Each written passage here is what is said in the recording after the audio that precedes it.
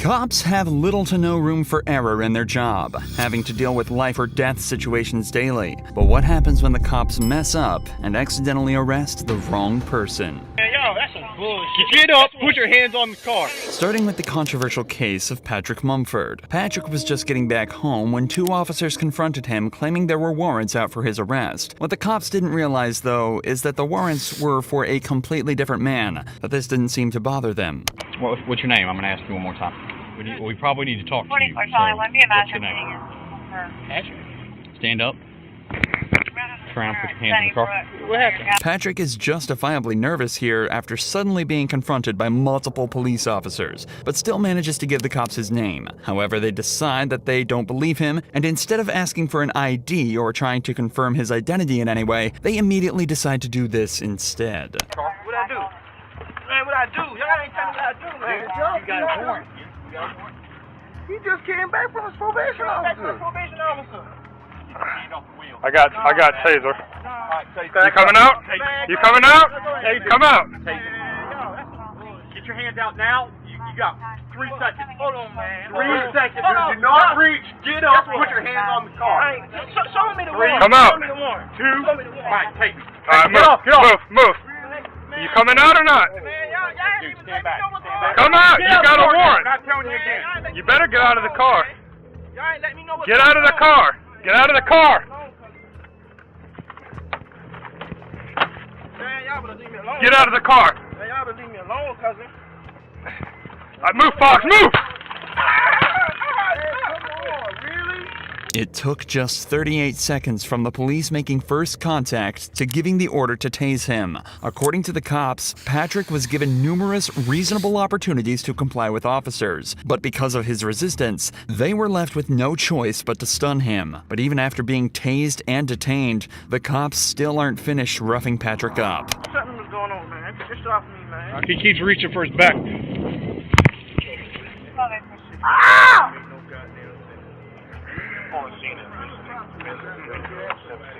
Oh, this man, hey, y'all gotta do all that. Quit resisting. I got him, guys. Just search whatever he's going for. The cops search Patrick to try and find whatever he was reaching for, assuming he was hiding a weapon of his own. But predictably, they find nothing other than his wallet. This would end up being a blessing for Patrick, though, as inside his wallet, the cops found his ID. I just seen this fucking lady. Patrick Mumford. This lady not gonna tell me that I got a warrant. I just seen her. Here's the deal, dude. How long I had a warrant? I don't know if you got a warrant, because you're not who I'm looking for. But here's the deal. When we ask you for ID, because you look a lot like the person we're looking for, you give us ID. And when you start this whole fighting nonsense, dude, all you had to do is give me this. But the way you came up asked me out of nowhere. Remember, the cops never once asked for Patrick's ID during the initial interaction. In a later report, the cops also stated that they were worried he was reaching for a weapon when he was shuffling back in the car. So, do you think they would have been okay with him reaching into his back pocket for his wallet? He wasn't given any chance to correctly identify himself, but now the cop is patronizing him and saying he caught a case he didn't need to get. And above all, he's still being manhandled and forced onto the hood of their patrol vehicle. What's the guy name? Is there someone here to stay here that looks like you? Think about it. Hey, Jack. Yeah. That's what he's looking for. Tell him. Who does he look a lot like? I don't know. He knows who it is. So who is it? Michael? He is not Michael. Okay, I know that now. Oh, they thought it was my son? Yes! Really? They don't even look nothing And alike? then besides that, he The picture that we got, they look exactly. Oh, wow. I'm looking at that picture. I mean, Don't they It's look not alike? far off. Okay, are we wrong? For the record, this is the man they're looking for. It's difficult to draw even a single similarity in appearance, but the cops apparently saw so many that they were comfortable with discharging a weapon at Patrick. Patrick was initially charged with obstruction and violating probation, and was fixed to lose his job and position at college. Thankfully, though, an internal investigation was launched into the 4 officers on the scene, and it was concluded that they didn't follow proper procedure. All 4 of the officers were suspended, and Patrick was awarded with a settlement of $100,000. But David Wiggins' story doesn't have such a happy ending. He was pulled over and forced out of his vehicle with not so much as a second thought from the police, but they failed to realize he too was the completely wrong guy. Hands out the window! Take your right hand up in the door. Get on the ground. On the ground. Did you just run from me? Sir Craig? Alright, put your hands behind your back. David was put into cuffs and left on the ground at gunpoint after cops mistook him for a suspect. Apparently, the guy they were looking for had just fled them in a similar car with a similar license plate, and the cops pulled David over assuming it was the same vehicle. It's an understandable mistake, but realistically, the cops should have double-checked the plate as soon as they lost line of sight. Instead, they decided to wait until David was on the ground, handcuffed, and at gunpoint before even attempting to confirm he was their guy. I was going home. I did not run, I swear. Since you give me that tag. Contact to a 2016 Dodge Challenger, last name Green. It's not a hanger. It's clear. This ain't even him. Here, you good. Look, you're good. That's scary. You got almost the same tag, same car. He must have passed you going through. You good? Good. All right. You have a good one, okay? I'm sorry about that.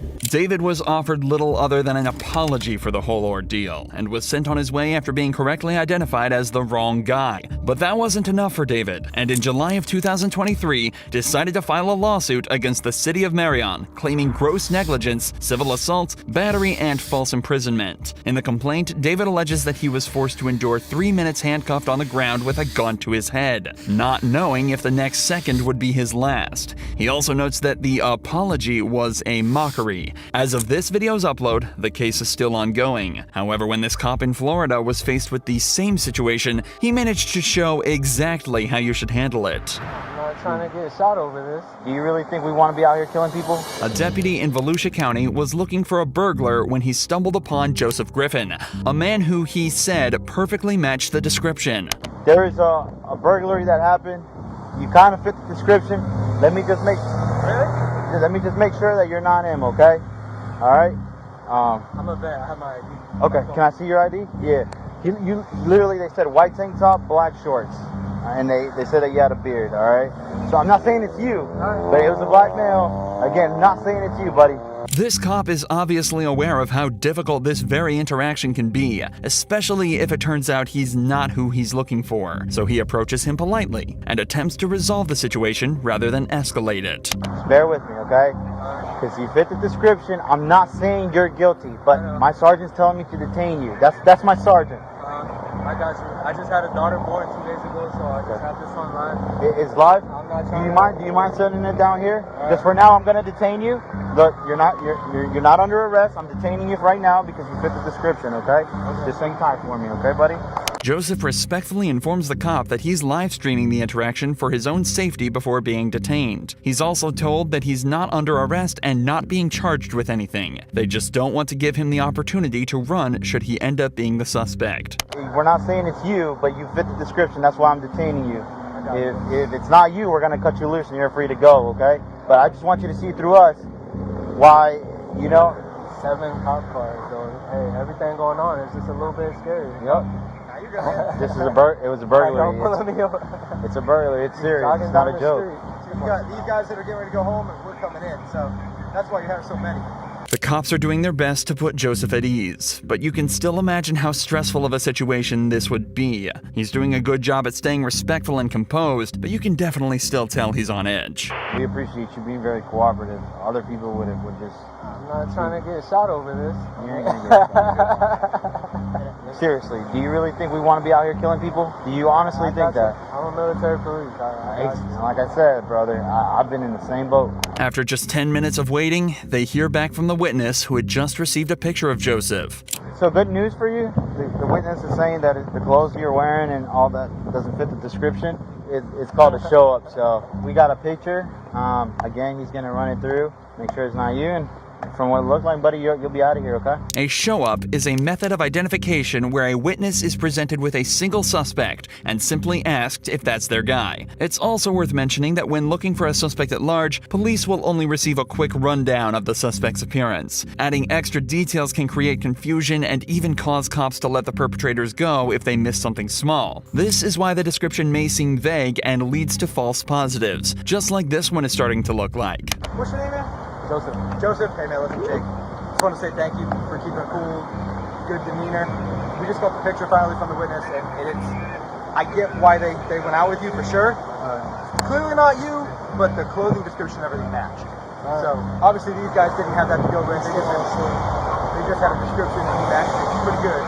But once we finally got the picture from the video surveillance and stuff, it was like, nah, that's not it. That's why I told him, like, get him out of here. I appreciate you just putting understanding on that.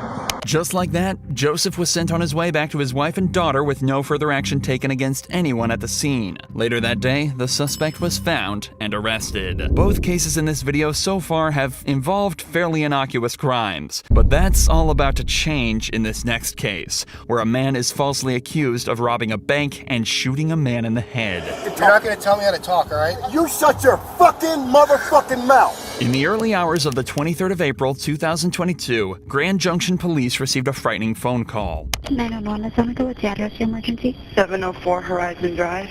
I heard gunshots outside on Horizon Drive within a minute ago. How many did you hear? Probably 4 or 5. Later that morning, police received a second call from a nearby hospital, making them aware of a patient who had walked in on their own with a gunshot wound to the head. It was determined that he was injured on Horizon Drive, the same street the gunshots were heard on at 3 a.m. A few hours later, a man named Aaron headed to the gas station to stock up on supplies for a marksmanship event he was attending that day. Unfortunately for him, the gas station was too located on Horizon Drive. I went to a gas station this morning to grab some stuff, and they were saying there was a shooting at 3 o'clock in the morning. So they have traffic blocked going out on the 70. So we might want to look to see if that's going to impact our route. Little did Aaron know, traffic would be the least of his worries that day. After stopping at the gas station, he heads back to his hotel to charge his phone. On the way there, he misses an exit, so he uses his blinker to make a U-turn in front of the police blockade. He parks up for 5 minutes to charge his phone, waits for his friend to show up in his car, then stops at another gas station to wait for his other friends to turn up. It's at this point Aaron is approached by police. Can I help you? Yeah. Would you mind rolling down your window real quick? No. What do you need? I need you to identify yourself. No, why? Because all right, you're leaving the area. Hold on. Where a shooting occurred. Okay, well, can you please roll down your window more so I can talk to you? No. What do you need? All right, well, I need to identify you. No, you do not. My name is Officer Posadas with the Grand Junction Police Department. And this is my corporal right here. This is Corporal Church. Okay. As well. Okay. All right, so I need you to identify yourself. No, that's not how it works. I have rights as an American citizen, right?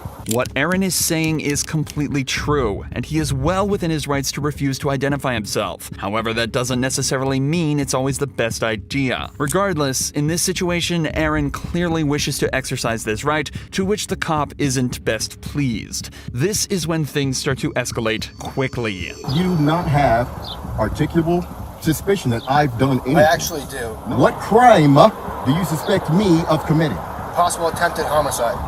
You suspect me, actual me, of committing possible attempted homicide. Well, your cooperative behavior right now does not help your cause. No, I've done absolutely nothing. I pulled into a gas station because my friends are here, because we're going to... Keep an eye, they're associated. At this point, Corporal Church heads over to Aaron's friends, where he discovers that his name is indeed Aaron, and that it matches up with the registration on the vehicle. Meanwhile, Officer Posadas attempts to shed a little more light on why Aaron is being highlighted as a suspect. Right, exactly. You're leaving the area of a crime. Exactly. With a similar colored vehicle, similar nature to the description. What description of that vehicle did you get? I got a darkened colored sedan. 2 people also stated that one of the suspects may be of African American descent. With this information, you can see how a cop would suspect Aaron. He's a black male in a similar vehicle. But things start to get much stranger as you dive deeper. In the official report, it was determined there were actually 2 suspects, one white and one black. And a more detailed report of the vehicle describes a car more similar to the one that Aaron's friends are driving. It seems as though the cops are ignoring every sign and targeting Aaron for no reason, something that only becomes more obvious as they allow his friends to leave, but keep Aaron at the scene. My buddies that just left, they were also in a dark sedan, but you aren't fucking stopping them and questioning them. Okay, well, I'm sorry that sorry that you Shut feel your that way. fucking mouth. I don't want to fucking talk. You're not going to tell me how to talk, all right? You shut your fucking motherfucking mouth. Corporal, come up here. It's not working. He's currently recording on his phone, but he's highly uncooperative with me, screaming and yelling at me. Told him that his vehicle matches the description, gave in, blah, blah, blah. He's very upset right now. Why are you not cooperative? Because I don't have to be cooperative with your investigation. Well, you have to ID yourself. No, I do not. Tell me why I have to ID. Well, Colorado state law says you do. I want you to explain why I, me as a person, have to ID to you. Colorado state law says you do. The cops continue to ask for Aaron's name despite having already been told by his friends and realizing it matches up with the name on the vehicle. But perhaps the funniest part of this entire interaction is what happens when Aaron instead asks for the sergeant's name. What's your name and your badge number? What's your name and your badge number? Well, I'm not going to give that to you. You have to. No. Yes, you do. No. You are a public servant. I'm asking for your name and badge number. You also have to give me your name. No, I do not. Okay. So you wanted me to explain to you why I'm asking for you to identify yourself? Yes. Because we had an incident happen here? Wait, hold on. First, Okay. please Sorry. give me your name and your badge. Okay, well, no, I won't give you that right now. What do you mean you won't?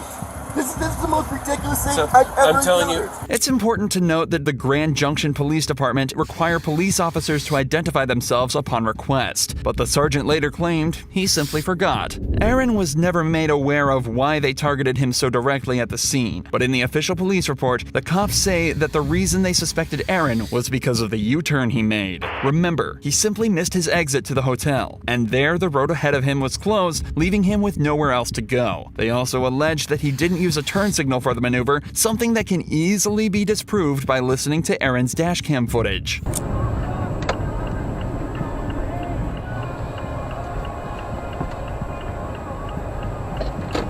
As you'd expect, an internal affairs investigation was launched into the officers at the scene, and it was conducted that there was no wrongdoing and the cops conducted themselves perfectly. Aaron has since launched his own lawsuit against the Grand Junction Police Department, but as of this video's upload, the investigation is still ongoing. Check out Aaron's channel linked below for updates on the situation.